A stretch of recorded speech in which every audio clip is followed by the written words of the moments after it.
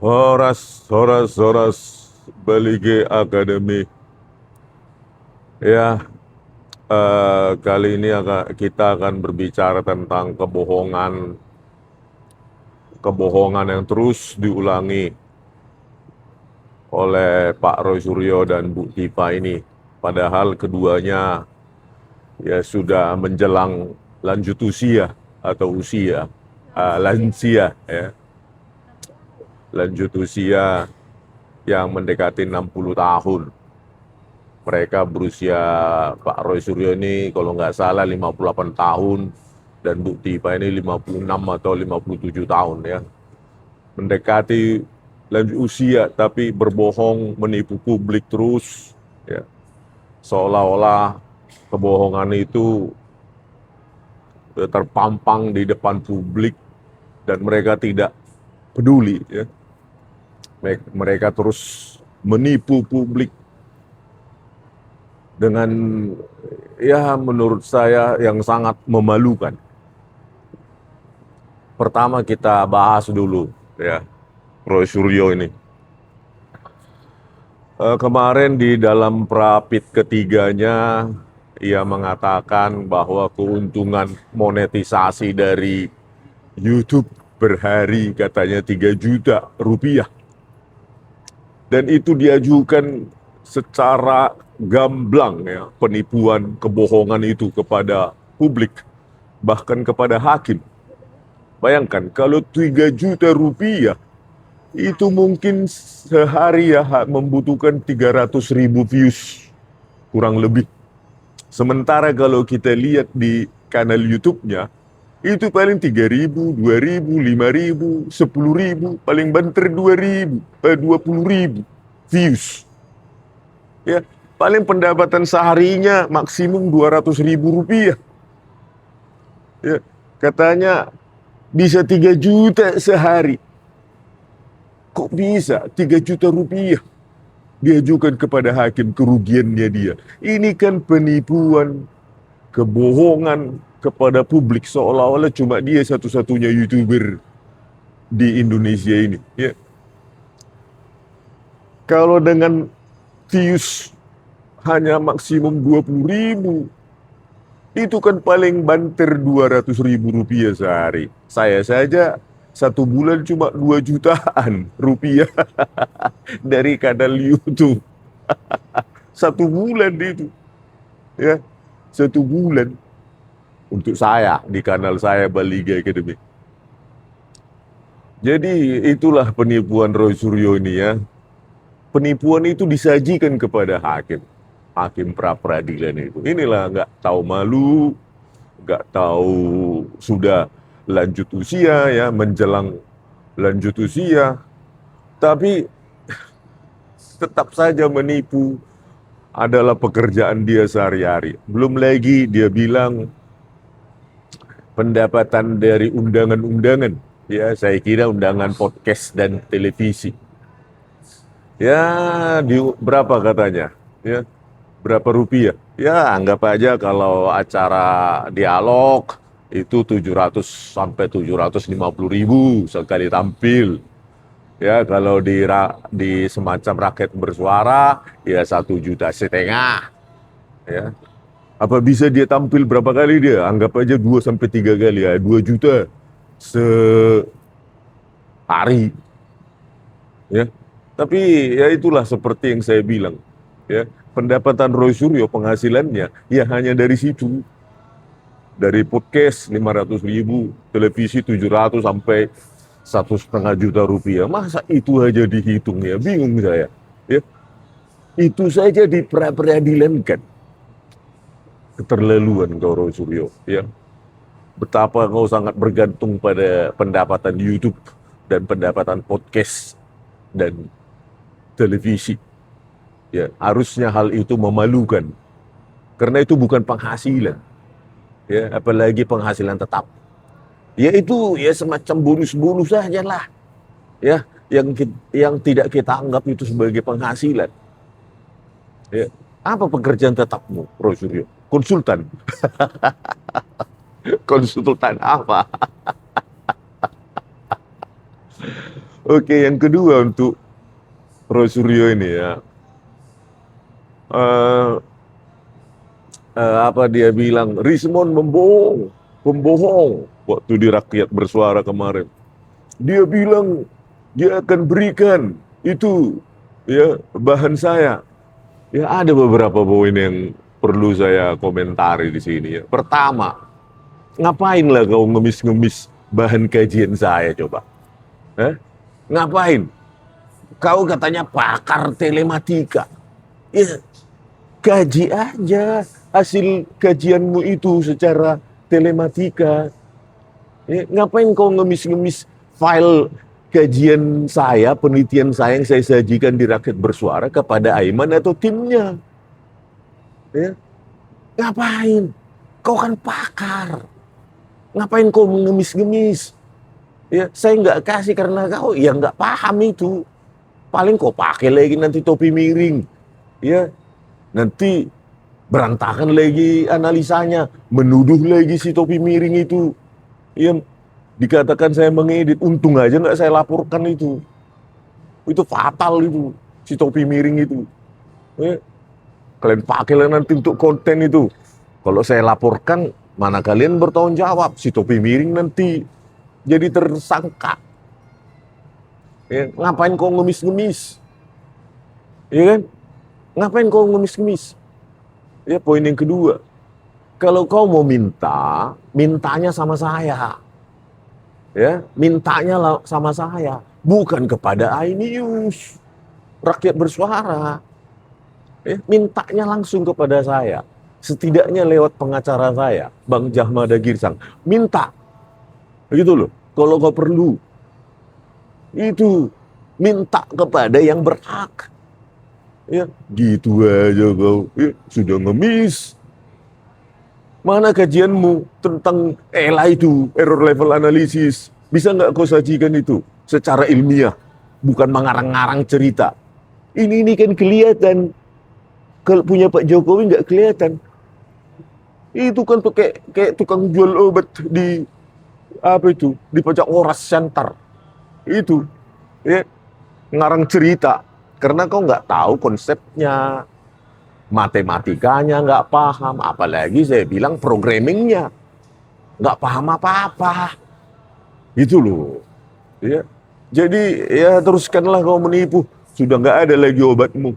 Kulihat untuk menghentikan penipuan, kebohonganmu di depan publik. Sudah nggak ada lagi obatmu, Bro Suryo. Ya, nggak ada lagi gunanya kalau saya katakan bertobat kau. Udah nggak ada.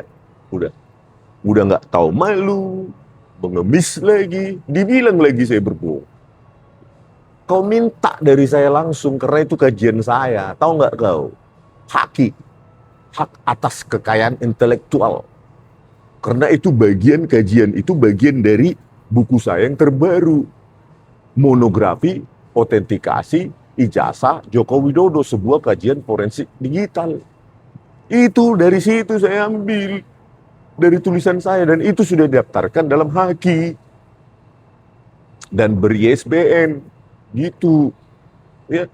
Jangan kau bilang saya menipu, berbohong.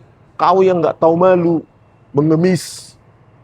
Ya, masa kajian saya mau kau minta lewat Rakber, harusnya lewat saya. Kalau kau mau mengemis, ya biar saya kasih syarat kau supaya kau bisa dapatkan apa itu file kajian saya. Kusuruh kau mengesot dulu sebelum minta. Ya jalan ngesot gitu baru saya kasih. Gitu. Nggak tahu malu. Katanya pakar forensik, pakar telematika. Minta-minta. Apalah itu? Ya sajikan aja kajianmu. Kalau kau mampu. Gitu. Ya. Mempertontonkan apa itu. Ya. Mengemis-gemis gak tahu diri. Ya, kepada Bu Tifa lah dulu ya.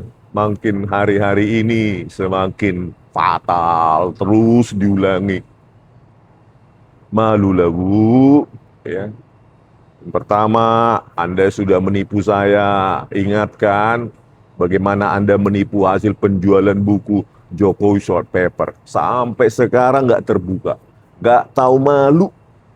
Padahal dulu berjanji keuangan terbuka, penerbitan profesional, dikelola oleh secara terbuka oleh tim yang kita tunjuk bersama. Ternyata semua Anda tipu. Ya, Anda tipu saya. Ya, tapi ya itu mungkin sudah bagian dari jati dirimu. Ya, kalau udah ada duit, sudahlah. Ya, uang recehnya sudah nggak transparan, sudah menipu. Apalagi nanti dikasih tanggung jawab besar, ya, berharap untuk jadi menteri. Menteri apa? Yang kedua, ya, yang selalu terus, ya, Anda, ya, Bu Tifa, ya, mengulang-ulangi di sejumlah podcast dan televisi. Sekarang apa dia bilang, foto yang ada di album alumni Fakultas Kehutanan UGM tahun 1985, foto Pak Joko Widodo, itu tidak cocok atau tidak memiliki kecocokan sebesar 92,37% dengan foto Pak Jokowi waktu jadi presiden. Ini kan penipuan lagi. Dengan dilabel lah, Anda sebutlah itu dengan Bayesian matematik lah, Bayesian statistik lah. Anda nggak tahu itu, Bu Tifa. Anda cuma pakai chatbot, semacam chat GPT. Anda upload kedua foto itu. Lalu Anda minta berapa persen kecocokan Anda pakai chatbot, chat GPT atau semacamnya lah. OpenAI atau segala macam. Ya, Anda ulangi lagi itu. Dengan kata-kata Bayesian matematik. Apa Anda tahu ilmu machine learning berbasis Bayesian? Saya sudah tantang Anda, ya, untuk kita otak-atik itu matematikanya dan programmingnya. Ya, Anda nggak paham di situ. Anda ulang-ulangi lagi. Ya, kita tunggulah nanti di pengadilan. Apakah Anda mampu menyajikan, ya, statement Anda itu 92,37% berbasis Bayesian matematik, ya, Bayesian machine learning. Foto di album alumni Fakultas Kehutanan UGM, foto Pak Jokowi di situ dengan foto waktu presiden, 92,37% berbeda. Mismatch 92,37%. Ya, artinya apa?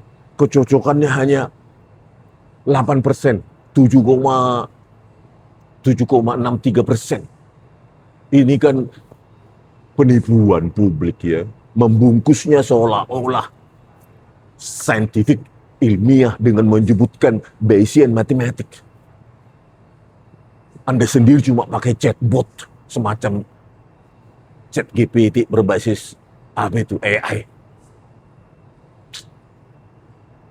Sudah hampir lansia. Ya, 3 tahun lagi Anda bisa dilabel sebagai seorang lanjut usia, tapi menipu terus, berbohong terus. Ya, berbohong terus.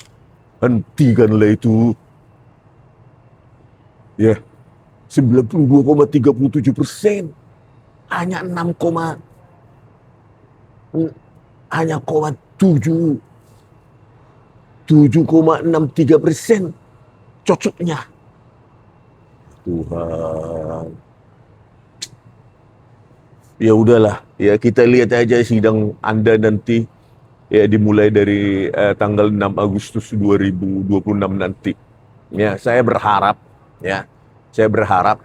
jika Anda tidak bisa membuktikan secara matematik, tidak bisa membuktikan secara ilmiah, ya, tidak bisa membuktikan secara programming bahwa 92,37% foto di album alumni Fakultas Kehutanan UGM, foto Pak Jokowi berbeda, ya, dengan foto waktu presiden, maka Anda pantas dihukum seberat-beratnya.